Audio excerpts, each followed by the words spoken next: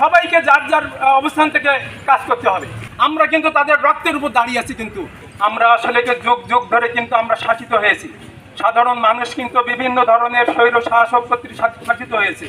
এক এক দল এক এক সময় আসে, তারা শোষণ, নির্যাতন, লুটপাট, দুর্নীতি এগুলো পাহাড় সৃষ্টি করে।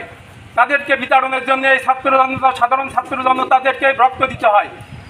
আবার দেখা যায় নতুন দল আসে, তারা একই কায়দায় এই দেশ থেকে শোষণ করে। এই অবস্থা চলতে দেওয়া যায় না। আমাদেরকে তো একসময় তো দাঁড়াতে হবে, তো এগুলো বন্ধ করতে হবে। তো আমরা কি এইভাবে যুগ যুগ ধরে যাবো? শত বর্ষ ধরে কি আমরা এইভাবে নির্যাতিত, নিষ্পেষিত দাস হয়ে থাকবো? অবশ্যই থাকবো না। আমাদেরকে উঠে দাঁড়াতে হবে। এবং আমি মনে করি এটাই হচ্ছে সঠিক সময়। এখন দেশে একটা সুন্দর পরিবেশ সৃষ্টি হয়েছে। এই পরিবেশে আমি মনে করি সবাইকে যার যার অবস্থান থেকে কাজ করতে হবে। আমাদের কিন্তু আশাহত হলে হবে না। আমাদের কিন্তু অনেকের মধ্যে হতাশা কাজ করে, এটা কি হবে, এটা কি আমরা পারবো? কারণ আসলে দীর্ঘদিন কিন্তু দাসত্ব করার কারণে কিন্তু আমাদের মনে এই ধরনের হতাশা আসছে। আমরা পারবো অবশ্যই। আমরা উন্নত বিশ্বের উদাহরণ দেই। তাদের কিন্তু এই অবস্থা কিন্তু আগে ছিল না, আমাদের মধ্যেই ছিল। তাদের মধ্যে রিয়েলাইজেশন আসছে, রেভলিউশন আসছে, পরে তারা কি উপলব্ধি করেছে, তারা আজকের এই অবস্থানে আসছে।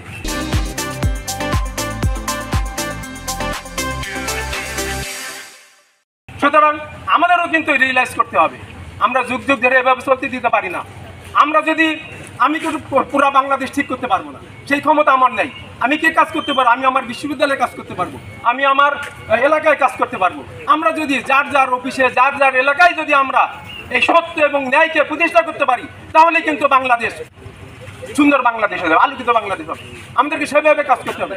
নেগেটিভ অ্যাটিটিউড দেখানো যাবে না, অবশ্যই হবে। দুনিয়া তো হবে না বলে এমন কোনো কথা নেই।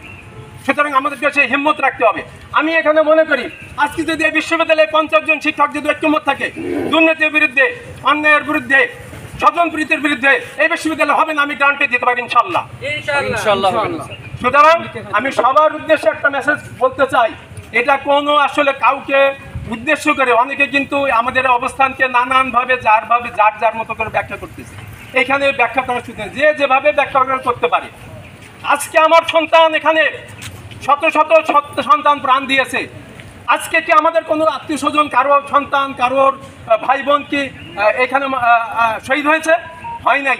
সেই কারণে আমরা উপলব্ধিটা বুঝতে পারতেছি না। যার সন্তান গেছে, যার ভাই গেছে, যার বোন গেছে, সেই বুঝতেছে এইটার মর্মবাণীটা কতটুকু।